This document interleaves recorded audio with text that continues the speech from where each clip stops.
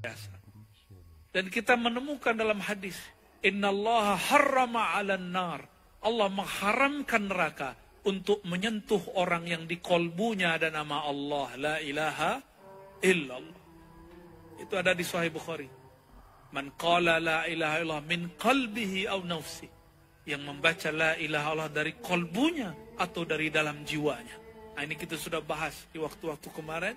Dan malam kemarin kita mengkaji di dalam pagar ya, di tempat zuriatnya Datuk Kelampayan, penutup daripada kitab Kanzul Ma'rifah. Kita talkinkan zikir la ilaha illallah, semoga nama Allah itu masuk ke dalam kolbu, mengalir dalam jantung, maka dia terus mengalir kepada seluruh pembuluh darah dalam tubuh. Moga-moga kalimah itu hidup, sehingga jika kita ditakdirkan disiksa, api neraka tidak dapat membakar. Inilah makna kalam ulama kita dulu. Ya Allah, nah, berkaitan dengan kajian malam ini, jika engkau memang mentakdirkanku masuk neraka, farhamni wardu'anni, maka tetaplah rahmati aku dan ridhoi aku. Ada enggak rahmat dan ridho di neraka? Ada enggak? Kalau diridhoi, dirahmati di mana? Pasti masuk surga. Itulah bahasa-bahasa kekasih kepada kekasihnya. Contohnya ya, yang lagi jatuh cinta nih ya, ini anak-anak muda nih.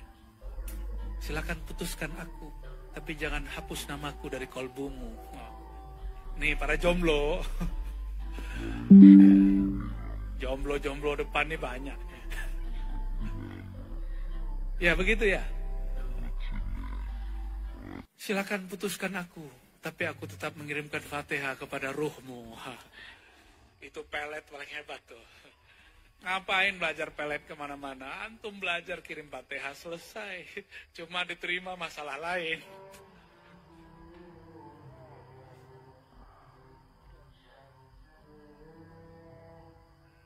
Solawat. Solat. Apa arti solawat sebenarnya? Itulah ungkapan kerinduan seorang kekasih kepada sang kekasih. Itulah solawat. Maka kami dapat taklim dari guru kami dulu. Solawat Allah kepadamu, kepada nabimu adalah Al-Fatihah. Saya dulu nggak mengerti maksudnya apa ini. Ternyata solawat artinya rahmat, artinya ridha. Dan rahmat ridha Allah ada dalam surat Al-Fatihah. Iyyaka na'budu wa iyyaka nasta'in. Itu minta rahmat. Ihdinas siratal mustaqim siratal ladzina an'amta 'alaihim ghairil maghdubi 'alaihim waladdallin. Itu minta ridha. Ghairil maghdubi, yang tidak dimurkai, berarti diapai? Diapakan? Diridhai, disayangi. Maka babur rahmah, babur ridha itu adalah surat Al-Fatihah. Inilah Allah simpan. Kenapa Al-Fatihah menjadi mahar, rukun sholat menjadi sah. Kita pelajari dalam riwayat hadis yang sahih, ternyata surah Al-Fatihah satu-satunya surat di dalam Al-Quran yang dijemput oleh Rasulullah ke arasnya. Turunnya di aras, bukan di bumi. Maka kalau di kitab Ulumul Quran disebutkan ada ayat disebut ardi, ada ayat disebut laili nahari, ini malam misalnya. Nabi dapat wahyu malam disebut ayat laili, ayat malam. Turun siang disebut ayat nahari, ayat makki, ayat madani. Macam-macam istilahnya, ada safari, ada hadari, safar, hadar. Tapi ada yang terlewat, dan ini hanya ahli ma'rifat. Surat Arsy, ayat Arsy. Apa ayatnya? Surat Al-Fatihah. Oleh karenanya solat tidak sah. Solawat, munajat, kalam kekasih kepada sang kekasih tidak sah kecuali dengan Al-Fatihah. Atas dasar itulah Imamun Syafi'i mengatakan, meskipun imam dapat menggantikan, menanggung bacaan makmum, tapi munajat atau sholat, munajatnya hamba tidak dapat digantikan oleh imam. Nah, inilah rahasianya juga kenapa kita bermazhab Syafi'i. Imam selesai baca waladhdallin, amin, kita baca Al-Fatihah. Masih begitu nggak orang Banjar? Masih. Oh, Syafi'inya sahih ya. Sekarang banyak orang ngaku Syafi'i, kunut enggak lagi. Ya. Fatihah kalau ada imam dia nggak baca lagi. Orang Banjar. Tapi bukan paman ya, bukan.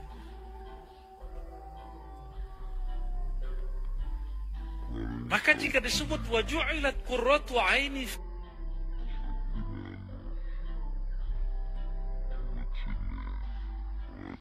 dijadikan pelipur laraku, bab ridhoku, kata Rasulullah, fis shalah, di dalam salat, di dalam salawat, salawatuz zat, salawatullah al-Fatihah, salawat kita, Allahumma sholli ala Sayyidina Muhammad, itu salawat kita. Tapi Allah bersalawat kepada Nabi Muhammad. Jika Allah bersalawat kepada Nabi Muhammad, berarti bersalawat kepada kita. Itulah makna man shalla alayya sallallahu alaihi asyra marrat. Siapa yang salawat kepadaku, maka Allah berikan salawat kepadanya 10 kali. Allah qadim atau hadis? Qadim, qadim itu tidak berawal. La, apa bahasa kitab akidahnya? La yasbiquhul adamu. Itu qadim. Allah itu qadim, maha awal, yang tidak ada permulaannya. Jika Allah Ta'ala berselawat 10 hari ini, saat ini, malam ini, berarti dia dengan zat qadimnya berselawat kepada kita di kekodimannya. Sebelum kita masuk ke alam ini, dulu di alam roh kita sudah dapat salawatnya. Maka malam ini cuma mengulang. Malam ini cuma mengulang. Dulu kita sudah bertemu semua. Al-arwah junudun mujannadah, begitu sabdanya. Hadis sahih Imam Muslim. Sesungguhnya para ruh, namanya bisa jadi alam ruh kan. Malam tadi main futsal, skornya 8-8. Cocok lagi bener itu ya. Sesungguhnya para arwah junudun mujannadah, seperti tentara berbaris-baris. Jika dia kenal, dia akan saling berkasih sayang. Jika dia tidak kenal, tanakara, dia saling berpaling. Maka hakul yakin, saya sangat yakin, dahulu ruhani kita pernah bertemu. Kenapa ada yang zuriat Rasulullah, ada yang bukan zuriat Rasulullah? Yang pasti masih zuriat Nabi Adam ya. Ini zuriat Nabi Adam atau zuriatnya itu kera? Teori Darwin. Ada yang zuriat kera di sini? Gak ada ya? Yang ada manusia dikutuk jadi kera. Tapi sebelum manusia ada di bumi, ada manusia-manusia tapi bukan manusia basyariah. Manusia pra-bashar. Bentuknya mirip dengan kera, tapi bukan kera. Ya, nggak pernah dibahas ya? Ada pembahasannya. Makanya Allah munculkanlah si Darwin. Siapa namanya? Darwin? Charles Darwin. Kawan saya namanya Darwin. Orang Padang. Charles Darwin ketemu rangka-rangka mirip dengan kera, tapi bukan kera, disebut manusia, bukan manusia. Maka kita dalam ilmu yang disebut ilmu bad'i, ilmu asal muasal alam semesta, kita menyebutnya manusia sebelum manusia. Jadi al-bashar qabla Adam.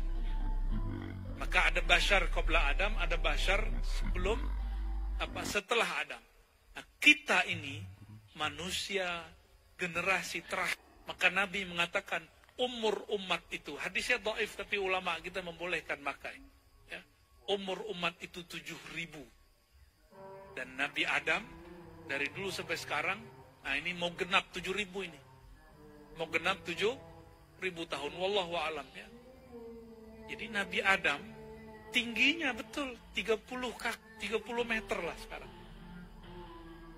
Jika Nabi Adam 30 meter, 60 kaki, kira-kira makhluk purba, manusia purba, sebelum Nabi Adam tingginya berapa? Jadi kalau ada dinosaurus, yaitu cicak zaman dulu. Apalagi namanya itu kadal ya, yang kecil-kecil itu. Nah, komodo itu yang tersisa. Ya, sebesar manusia juga, ada yang lebih besar. Itu yang masih tersisa, makhluk purba yang masih tersisa. Alhamdulillah tidak ada manusia purba ya. Sebenarnya ada, tapi Allah nggak tahu taruh di mana. Mungkin sudah mati kan. Ya Allah. Nah, kembali ke yang tadi. Dari dulu ya, mereka ada yang diberikan ilmu tentang Allah itu cuma Nabi Adam. Apa ilmu yang diberikan ke Nabi Adam? Disebut ilmul asma. Ilmu apa? Nama-nama, semua nama. Apapun di alam semesta maka dia tahu namanya. Begitu juga dengan nama-nama Allah Subhanahu wa taala. Lain dengan Azazil. Azazil itu ahli zikir. Dan saya berulang-ulang sampaikan ini, wasiat untuk diri saya sendiri dan kita semua. Jangan bangga dulu baca zikir. Kenapa di kitab Dalail ada bab fasal khusus mengenai asma'un nabi dan asma'ullah lalu asma'un nabi? Kenapa? Supaya kita tidak mengulangi kesalahan Azazil yang sekarang jadi iblis. Iblis itu dulu yang bernama Azazil, zikirnya sangat banyak. Apapun zikir malaikat dari langit pertama sampai langit ke-7, dia tahu zikirnya. Dan Azazil itu kasyaf. Tahu kasyaf? Dia bisa baca. Di mana saja orang zikir dia bisa lihat cahayanya. Maka tunggu dulu kalau ada orang kasyaf, belum tentu kasyaf ilahi. Siapa tahu itu kasyaf Azazili. Kasyaf iblisi. Jadi orang tahu nih isi hati, belum tentu dia wali Allah. Siapa tahu dia wali Azazil, wali iblis, wali setan. Azazil mengerti apa yang terjadi di bumi sampai ke langit ke-7. Tapi Azazil tidak diizinkan sesaat saja menatap kepada arasy Allah. Lain dengan Nabi Adam. Nabi Adam karena dia bersolawat. Karena dia cinta kepada Ahmad, Muhammad. Maka Allah izinkan memandang, menatap kepada arasnya. Di arasnya bertemu nama Nabi Muhammad sallallahu alaihi wasallam. Di sorga pun bertemu. Tapi Azazil ingkar. Pohon-pohon di surga, bidadari surga, itu semuanya menyebut nama Nabi Muhammad sallallahu alaihi wasallam. Jadi kalau kita diizinkan Allah masuk surga, itu di sana yang banyak yang ada pada bidadari itu sholawat. Di pohon-pohon, subhanallah, alhamdulillah. Ini mau nggak nanam pohon di surga malam ini? Mau nggak? Mau. Saya mau tanya, di Banjarbaru, Banjarmasin, 1 meter berapa harganya, Paman? Tanah. 1 juta lah ya. Ada yang 10 juta juga. Kita ambil tengah-tengah lah. 5 juta. Oke. Ini sorga bukan Banjarmasin, 10 juta aja lah ya. 1 subhanallah. Kata Nabi, syajaratun fil jannah. Subhanallah. Hadis Muslim. Subhanallah bihamdi subhanallah azim. Syajaratun fil jannah. Gharsun fil jannah. Kamu baca subhanallah 1 saja. Itu 1 pohon di surga. Pohonnya berbukit kiram. kecil ini pohonnya. Ya. Tapi saya tanya-tanya bulan lalu, ada kok pohon besar di hutan yang ada di Banua? Katanya ada. Ya. Ada berapa belas orang peluk itu tidak dapat memeluknya. Ya, nggak tahu di bagian mana itu ya. Kira-kira seperti itulah pohon di surga. Satu pohon di surga jika ada orang jalan di bawahnya itu tahunan baru sampai ke ujungnya. Itu satu subhanallah bihamdi, subhanallahil azim. Itu yang dibaca orang yasinan tahlilan, cuma sayang karena kurang iman atau kurang pengetahuan.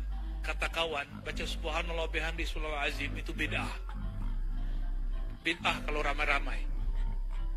Ya ramai-ramai sendiri sama aja. Jika bacanya sendiri, sama dengan orang bercocok tanam sendiri. Jika bacanya ramai-ramai, maka sama kayak kita buat kebun, buat kota di surga. Ini, insya Allah, ini persaksian.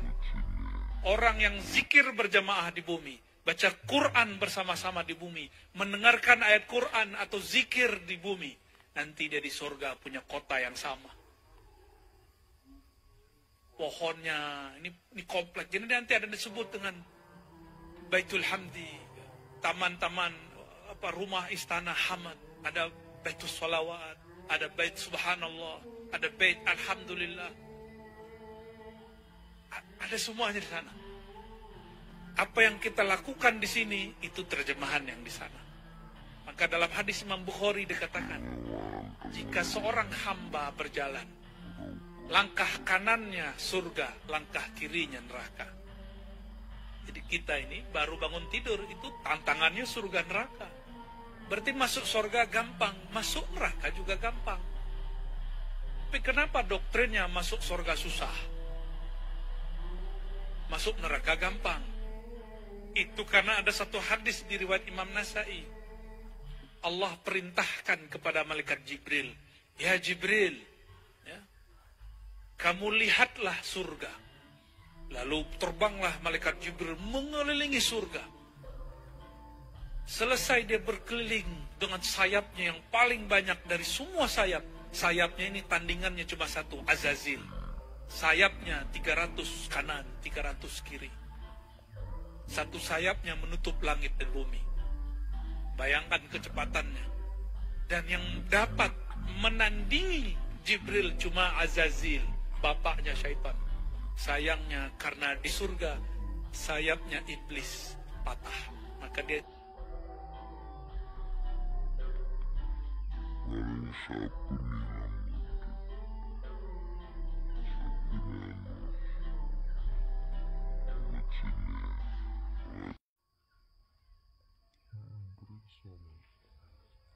enggak, kecuali dia untuk di bumi dia masih bisa terbang. Tapi ke langit dia sudah tidak bisa terbang. Jika ada jin naik ke langit, siap-siap. Dalam surat Al-Mulk disebutkan, kami berikan perhiasan bintang-bintang di langit, masabiha. Untuk apa? Rujuman, patah sayapnya. Sayyidina Jibril alaihissalam berputar di surga. Sebentar dia balik. Lalu Allah bertanya, padahal Allah lebih tahu jawabannya. Apa kata Allah Ta'ala?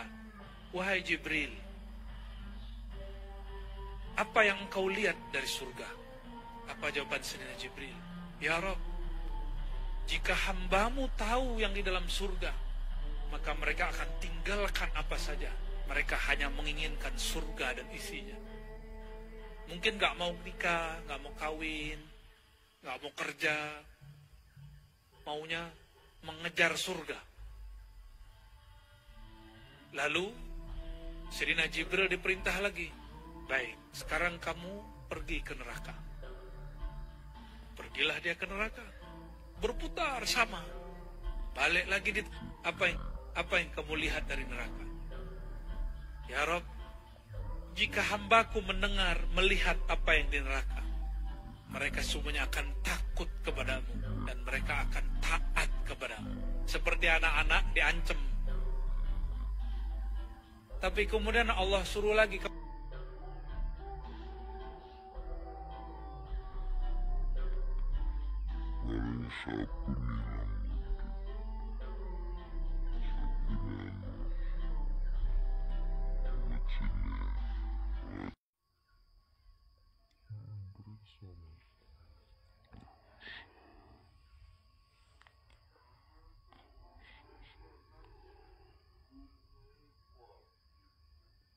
Kamu lihat surga, pulang dari surga, pulang dari neraka. Apa kata dia? Malaikat Jibril, ya Rabb, jika hambamu melihat tantangan masuk surga, saya pesimis. Optimis apa pesimis? Ya, pesimis. Apa terjemahan bahasa sininya? Saya ragu, saya kurang harapan. Ya. Mata menikmati cantiknya orang di depan, disuruh nunduk. Ya, betul ya, jomblo. Kasihan kali.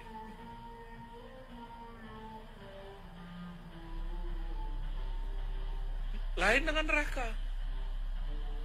Apa yang tadi diharamkan di situ, dilarang, dibolehkan di sini. Kata malaikat Jibril, ya Rabb, semua yang enak-enak tapi haram, itu adalah hijabnya neraka. Maka banyak orang yang masuk ke sana. Itu kata Sayyidina Jibril. Nah, ini ma'rifat Jibriliyah namanya ya. Jadi malaikat Jibril menganggap sulit masuk surga. Jadi wajar jika ada ustadz-ustadz kita mengatakan masuk surga itu sulit. Itu ilmu malaikat Jibril. Lebih tinggi malaikat Jibril atau Nabi Muhammad sallallahu alaihi wasallam? Mana yang lebih tinggi? Yang benar nih. Lebih tinggi mana? Malaikat lebih tinggi dari, tetapi para anbiya, mursalin dan aulia, sebagian aulia, tidak semua, makom mereka ditinggikan Allah melebihi sebagian malaikat. Kecuali Nabi Muhammad, maka lebih mulia dari semua malaikat. Ada wali setingkat malaikat, ada wali di atas malaikat. Tapi tidak ada wali yang mengatakan iman kami seperti iman Jibril. Tidak ada. Itu orang zindik. Tidak ada wali ngomong begitu. Setinggi-tinggi wali masih di bawah Jibril. Nabi Muhammad lebih tinggi dari Jibril. Maka ma'rifat Nabi Yuna Muhammad tentang surga, tentang neraka, lebih dahsyat daripada malaikat Jibril. Nah, ini yang kita sebut di awal tadi. Wa ju'ilat qurratu aini fis shalah. Dan dijadikan pelipur laraku, keridhaanku. Jadi saya menerjemahkannya, keridhaan Muhammad itu ada dalam sholawat. Jika engkau hendak mendapatkan ridha Allah, maka ambillah ridha Nabi Muhammad sallallahu alaihi wasallam. Maka ini disebut jalan tol mendapat ridha Allah Subhanahu wa taala. Syekh Muhammad Nafis Al-Banjari, ya, orang sini ya. Di mana makbarah kuburan beliau? Amungtai mana? Kalua. Beliau punya kitab Durrun Nafis. Dur Nafis. Seingat saya ya, nanti mohon dikoreksi bagi yang sudah khatam bacanya. Di dalam kitabnya beliau mengatakan Ar-Riyadhah itu thariqahnya para salik.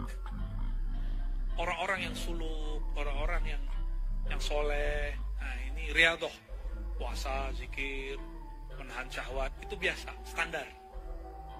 Ya, zikir dengan angka tertentu, bangun malam, wiridan, itu bagus. Tapi ada thariqah jalan tol. Apa thariqahnya? Ar-ridha. Tapi tidak disebutkan di situ bagaimana cara dapat ridha. Ini malam ini kita buka wa ju'ilat qurratu aini fis shalah. Maka boleh kita artikan wa ju'ila babur ridha fi salati 'ala nabi fi salati 'ala nabi sallallahu alaihi wasallam, dan dijadikan ridhanya Allah pada ridhanya Nabi Muhammad. Apa ridhanya Nabi Muhammad? Jika seorang pengikutnya, umatnya menyampaikan rasa cinta, sholawat kepadanya, maka beruntunglah kita dimanapun berada, dibuka dengan sholawat. Maka saya sampaikan salam cinta saya kepada semua orang yang ada majelis salawat, yang membaca syair-syair, nasyid-nasyid salawat. Ushidukum bi'anni uhibbukum fillah. Begitu juga kepada orang-orang yang mau mengamalkan? Mau mengamalkan? Ini amalannya Nafis Al-Banjari. Karena beliau mengatakan salah satu masyrabnya adalah Syadzili, tariqatnya Naqsyabandi, juga Qadiri, juga Khalwati, juga Sammani. Dan beliau mengatakan salah satunya Syadzili. Begitu juga Datuk Kelampayan. Amalannya ada 5 amalan yang dulu kita pernah sebut Al-Wirdul Asas. Istighfar, La ilaha illallah, salawat, Subhanallah bihamdi, Subhanallah azim. Lalu kita Ya Latif dan La haula wala quwwata illa billah. Khusus malam ini ambil di bagian salawat.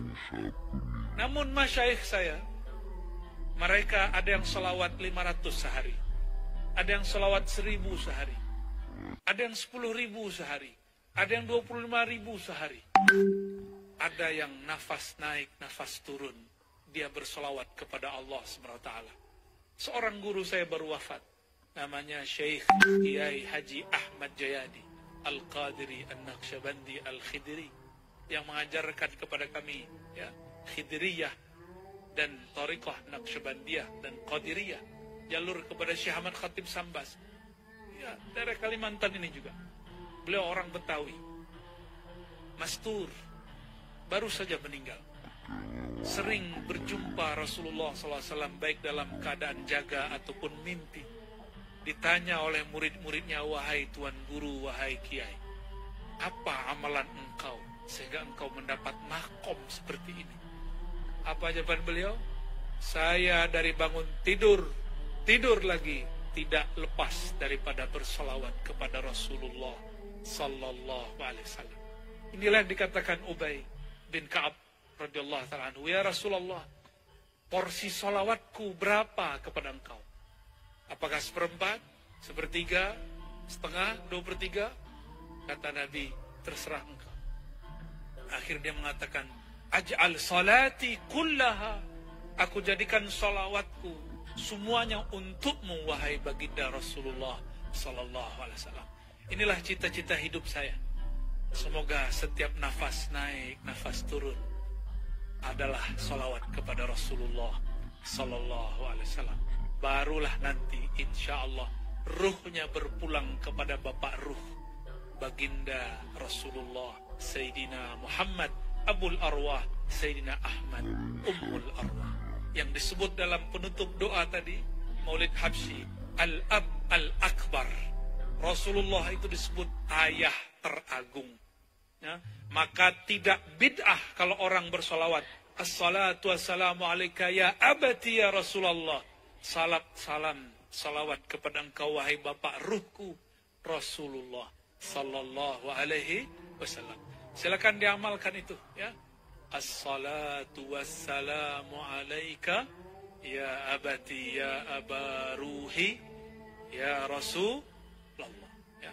Silakan diamalkan, pagi 100, sore 100. Syukur-syukur malam tahajud baca itu lagi. Insya Allah Allah temukan kita nanti dengan Bapak Ruh Nabi Muhammad Sallallahu Alaihi Wasallam.